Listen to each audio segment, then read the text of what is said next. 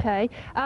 Where does these ideas for your lyrics come from? Are you like really into reading and watching horror films, or is it really a manifestation of your imagination? I've grew up watching horror films and done a lot of reading on serial killing and mass murderers, different subjects like that, true fiction. Why do they interest you? I don't know, I just think like the darker side of my own brain is interesting, and I'd like to learn more about that, and kind of if I have a darker side to myself that I should explore, you know. Is it frightening to explore? No, not really. I think it's exciting. Yeah. Okay. The last album, Tomb of the Mutilated, it's moved away from the more horror, sort of gory type thing to more like the sexual side of things. Why?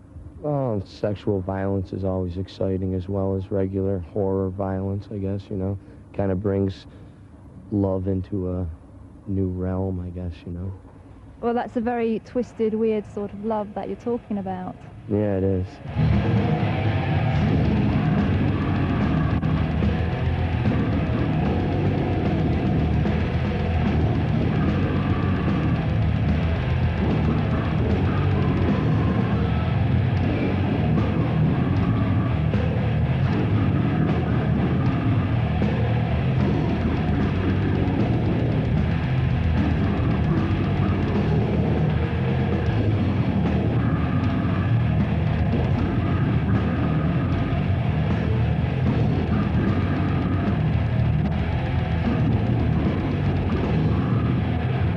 It's normal to us, so we don't even really look at it as being, you know, like outlandish or outrageous, you know, to ourselves anyways, so. But does that mean that you're always thinking of the next more offensive, more gruesome, more horrible thing that you can say?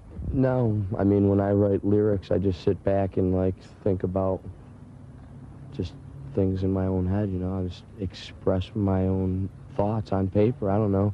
It's just not outdoing something. It's if I have an idea, you know, I sit back and smoke a joint and just kind of hang out and, like, just kind of get into the subject I'm dealing with. If it's, like, something to do with why mothers kill their children after they give birth to them, you know, or and kind of twist that into a different story, you know.